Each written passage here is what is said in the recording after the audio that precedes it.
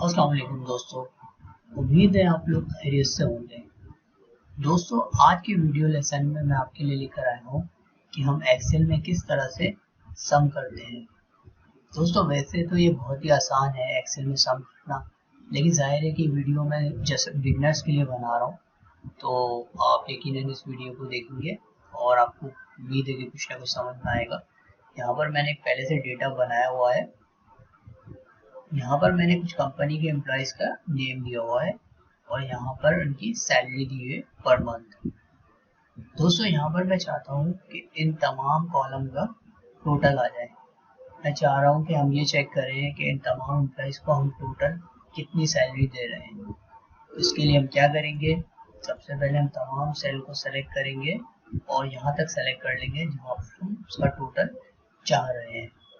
और इसके बाद हम यहाँ से आके ऑटो सम का फॉर्मूला अप्लाई कर देंगे और यहाँ पर क्लिक कर देंगे। तो दोस्तों, आप देख रहे होंगे कि यहाँ पर टोटल आ गया है। दोस्तों, इसको सम करने का एक और भी तरीका है, हम फॉर्मूला खुद भी अप्लाई कर सकते हैं। तो इस बार हम फॉर्मूला अप्लाई करते हैं। सबसे पहले इज इक्वल दबा के सम करेंगे, टैब का बटन दबाएंगे, कंट्रोल होल्ड करके रखेंगे और तमाम सेल को ऐसे सेलेक्ट कर लेंगे और हम एंटर का बटन दबा देंगे। यहाँ पर आप देख सकते हैं कि इस तरह से सम के फॉर्मूले के जरिए भी हम इसको टोटल कर सकते हैं।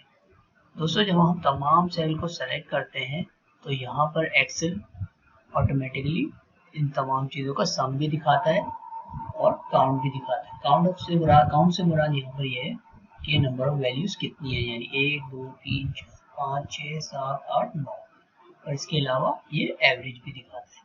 इस तरह से एक्सेल में हम किसी भी डेटा को सम करते हैं, जो कि निहायत ही आसान है। उम्मीद है आपको समझ में आया होगा। दोस्तों, अब हम यहाँ पर सम इफ का फॉर्मूला अप्लाई करेंगे। अगर हम इनमें से किसी स्पेसिफिक एम्प्लॉय का जो है वो सैलरी देखना चाह रहे हैं, तो उसके लिए हम क्या करेंगे, यहाँ पर सम इफ का फॉर्मूला अप्लाई करेंगे।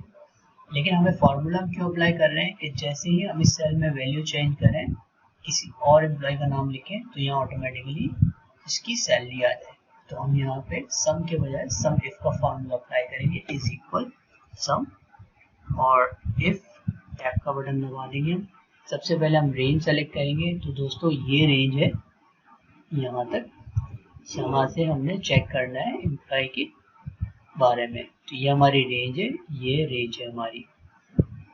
इसके बाद हम क्राइटेरिया जो है डिफाइन करेंगे कि हम जो है किस चीज़ के यहाँ पर जो है वो टोटल चाह रहे हैं। तो इसके लिए हमारा क्या है, हम इस सेल को सेलेक्ट कर लेंगे ताकि यहाँ पर हम जो भी वैल्यू दें इसका यहाँ पर टोटल आ जाए। और उसके बाद हम रेंज सेलेक्ट करेंगे कि किस में से डेटा फाइंड आउट होगा। तो इसमें से डेटा फाइंड आउट होगा और हम एंटर का बटन दबा देंगे। तो दोस्तों, आप देख सकते हैं यहाँ पर अली लिखा हुआ है, इसकी सैलरी आ गई 20,000, जो कि मेंशन है।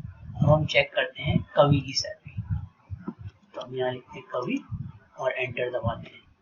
तो दोस्तों, आप देख सकते हैं यहाँ पर 70,000 आ गया कवि की। लेट्स सपोज हम चेक करते हैं नोमी की वैल्यू, यह नोमी की सैलरी, और हम एंटर दबाते हैं। तो दोस्तों, आप देख रहे होंगे यहाँ पर नोमी की सैलरी आ गई। तो इस तरह से दोस्तों हम निहायत ही आसान तरीके से एक्सेल में सम और सम इफ का फार्मूला यूज कर सकते हैं। और ये फार्मूला हमारी प्रैक्टिकल लाइफ में, हमारी जॉब्स वगैरह में बहुत काम आता है। उम्मीद है दोस्तों आज का वीडियो आपको पसंद आया होगा। इसी तरह हम इंशाल्लाह नेक्स्ट इस वीडियो में आपसे मिलेंगे। ओके, टेक केयर, खुदा हाफिज़।